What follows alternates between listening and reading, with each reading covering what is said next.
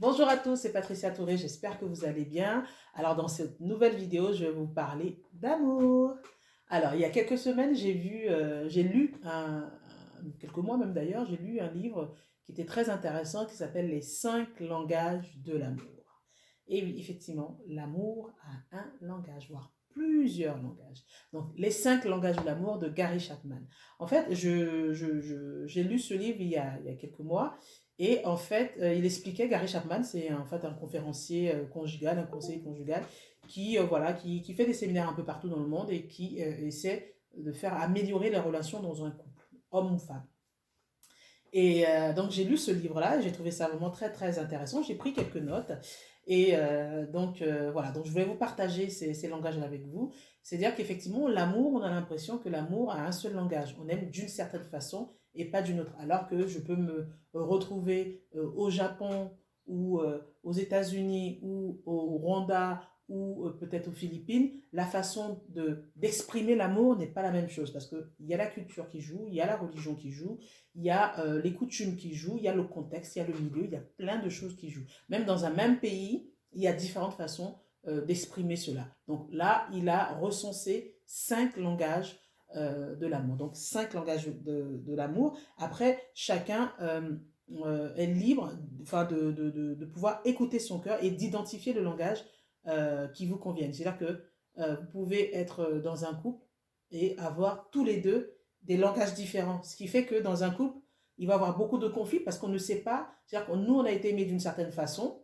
Et moi, la façon dont j'aimerais quand même, c'est ce que je fais pour l'autre. Par exemple, moi, je vais me rendre service, je vais rendre service et tout, parce que j'aime bien qu'on me rende des services. Je vais aimer quelqu'un en lui offrant des cadeaux, par exemple. Je vais offrir des cadeaux à mon partenaire parce que j'aimerais aussi qu'il puisse m'offrir des cadeaux parce que pour moi, quand j'offre un cadeau, c'est dire que j'aime cette personne. Donc j'aimerais en retour que cette personne aussi m'offre des cadeaux. Alors que c'est pas comme ça dans la réalité. Peut-être que l'autre personne, elle aime bien qu'on lui dise des paroles valorisantes, des paroles d'encouragement. Et moi, je vais lui offrir des cadeaux. Elle va me dire, oui, mais moi, c'est pas les cadeaux qui m'intéressent et je veux que tu me dises de belles paroles. Et moi, je vais lui dire, mais moi, j'ai pas envie que tu me dises des belles paroles. Moi, j'ai envie que tu m'offres des cadeaux. Donc, quand on connaît ces langages de l'amour-là, on arrive à identifier ce que l'autre est et aime réellement. Et puis, on peut faire des efforts au quotidien pour pouvoir s'améliorer et aimer l'autre à sa juste valeur. En tout cas, euh, lui donner ce sentiment-là, qu'on l'aime un peu plus. Alors, je vais vous parler de ces 5 langages de l'amour. Le premier langage de l'amour, ce sont les paroles valorisantes. Alors, les paroles valorisantes, c'est quoi? Ça peut être des paroles d'encouragement, ça peut être des compliments, ça peut être des mots d'appréciation, ça peut être des paroles aimables. Par exemple, je te trouve très belle ce soir, ma chérie. Mon chéri, j'apprécie que tu m'aies aidé la dernière fois lorsque j'ai fait la vaisselle. Ou ah, je te suis très reconnaissant d'être toujours là à mes côtés. Ah, je trouve que tu es très beau aujourd'hui avec ta petite chemise, ça te va très bien. Voilà, toutes ces paroles valorisantes, ces mots d'encouragement, je crois en toi, vas-y, avance, continue, je serai toujours là à tes côtés. Toutes ces paroles valorisantes-là, en fait, vont gonfler, en fait, d'amour, remplir d'amour cette personne-là qui va se dire, ah, je suis appréciée à ma juste valeur. Donc voilà, c'est le premier langage de l'amour, en tout cas un des langages de l'amour que j'ai mis en premier dans ma liste, en tout cas, les paroles valorisantes.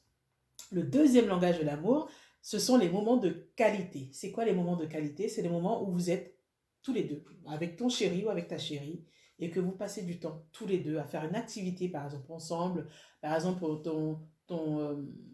si toi, tu aimes faire les gâteaux, par exemple, et que ton partenaire n'aime pas faire des gâteaux, bah, ce jour-là, il peut dire, bah, tiens, chérie, je vais être à côté de toi, je vais t'aider à faire tes gâteaux, parce que j'apprécie passer du moment avec toi. C'est vraiment partager une activité à deux, rien qu'à deux. C'est vrai qu'on est en couple, en général, on a des enfants, mais il est important de pouvoir passer ces moments de qualité ensemble, ces moments où vous êtes tous les deux, vous vous parlez, vous vous écoutez. C'est important de pouvoir s'écouter, vous confier, vous passez vraiment du temps ensemble. C'est vraiment des moments de qualité, vous vous appréciez, vous apprenez à vous découvrir encore, parce qu'on ne peut pas se découvrir en une seule vie ou en 10 ans ou autre. On apprend à se découvrir tous les jours parce que on grandit, on rencontre des difficultés, on rencontre des merveilleuses choses et on évolue.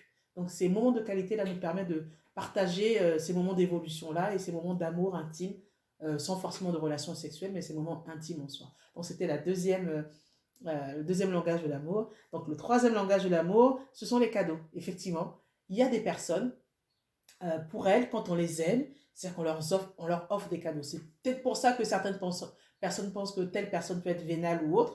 Ça n'a rien à voir avec la vénalité, c'est qu'il y a des personnes qui estiment que le fait de recevoir des cadeaux, c'est dire, ah, cette personne, elle a pensé à moi aujourd'hui, elle m'a offert tel cadeau. Et donc, c'est leur langage de l'amour. Elles aiment être voilà, choyées par des cadeaux, par des petites attentions. Après, c'est pas forcément un cadeau qui coûte cher. C'est pas la dernière voiture, c'est pas la dernière maison ou le dernier bijou. Ça peut être un cadeau que vous avez fait vous-même. Voilà, une petite carte, un petit poème, un petit gâteau que vous avez fait pour votre chérie. Ça peut être aussi peut-être une petite surprise, un cadeau pour aller te faire masser, par exemple. Voilà, toutes ces petites attentions en cadeau, en fait, ces personnes-là, elles apprécient ces cadeaux-là. Donc, ce sont des personnes qui ressentent l'amour à travers les cadeaux. Donc, c'était la troisième façon d'aimer, en fait, le cinquième langage de l'amour. Le quatrième langage de l'amour, ce sont les services rendus. Alors, les services rendus, c'est le fait d'être agréable en rendant des services, une façon d'exprimer votre amour, en fait, en aidant la personne. Par exemple, le matin, vous pouvez dire, chérie, ne t'occupe pas de la vaisselle, je vais faire la vaisselle, je vais préparer à manger. Et voilà, elle va se dire, ah, il a pensé à moi, il va m'aider, je vais pouvoir me reposer, profiter de moi, me reposer simplement pendant qu'il est en train de le faire. Ou alors, par exemple, juste pour les courses, ou alors, chérie, ne te prends pas la tête aujourd'hui à préparer quelque chose à manger, je vais commander un plat déjà tout fait, ou alors je vais aller faire les courses, je vais m'occuper du repas, ou tout simplement, j'ai passé l'aspirateur, ou alors j'ai tondu la pelouse, enfin, tous les services que vous pouvez rendre à l'un ou à l'autre.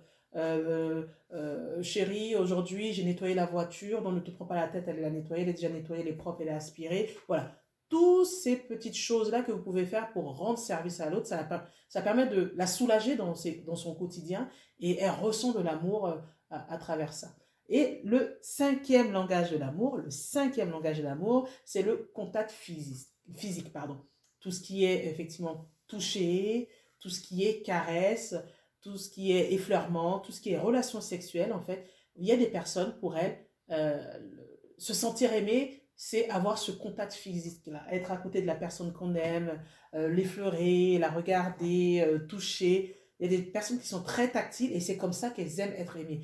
Donc, tous ces petits langages-là, regardez votre conjoint, votre partenaire, et essayez d'analyser la façon dont il se comporte en amour. Qu'est-ce qu'il fait lui envers vous? Et euh, la façon dont il agit envers vous, c'est cette manière-là qu'il veut être aimé. Si c'est quelqu'un qui est très tactile, qui est toujours à côté de vous, qui vous attrape, qui vous laisse des fleurs et toutes ces choses-là, c'est que lui, il a envie d'être aimé comme ça. Si c'est quelqu'un qui vous rend beaucoup de services, qui est toujours là vos petits soins, ne t'inquiète pas, je le fais, je vais le gérer. Voilà, tout, c'est quelqu'un qui veut qu'on lui rende des services. Si c'est quelqu'un voilà, qui aime passer du temps avec vous, peut-être qu'il peut avoir des rendez-vous, des journées longues, il va dire non, ne t'inquiète pas, ce moment-là, j'ai prévu pour toi, je passe du temps avec toi, je t'accorde 2 heures de temps ou 3 heures, peu importe, ou la journée, je suis avec toi. C'est quelqu'un qui veut avoir des moments de qualité. Donc voilà, toutes ces petites choses-là, ces 5 langages de l'amour, je pense, vont vous aider. En prenant du recul, effectivement, il faut analyser, par exemple, sur un ou deux points, un ou deux langages, ce qui vous parle le plus, et en parler à votre partenaire en disant, voilà, ce que j'ai appris aujourd'hui. Le livre, vous le pouvez trouver sur Amazon ou à la FNAC ou un peu partout, qui détaille vraiment ces 5 langages de l'amour-là. Et aussi, ce qui est bien dans ce livre-là, c'est que ça nous permet aussi de comprendre, quand on a des enfants, de voir quel est le langage de l'amour qui est le plus approprié à tel ou tel enfant. Il y a des enfants qui vont dire, maman, regarde, j'ai fait ça, j'ai fait ci, et qui ont envie qu'on leur dise, ah mon chéri, ce que tu as fait, c'est bien, je suis content pour toi, je suis contente pour toi, je suis fière de toi. C'est-à-dire que c'est un enfant qui a besoin de paroles valorisantes. Par exemple, sachant que les langages de l'amour, ce n'est pas figé, ça évolue avec le temps. Donc voilà, c'est juste prendre du recul, analyser tout ça, se connaître un peu mieux et pouvoir désamorcer quelquefois certains conflits qui n'ont pas lieu d'être dans un couple. Donc voilà, ces petites choses-là, ces petites astuces vont pouvoir vous aider, je l'espère en tout cas, à pouvoir améliorer votre relation avec votre partenaire. J'espère que vous aurez apprécié cette vidéo. N'hésitez pas à la partager et on se dit à bientôt.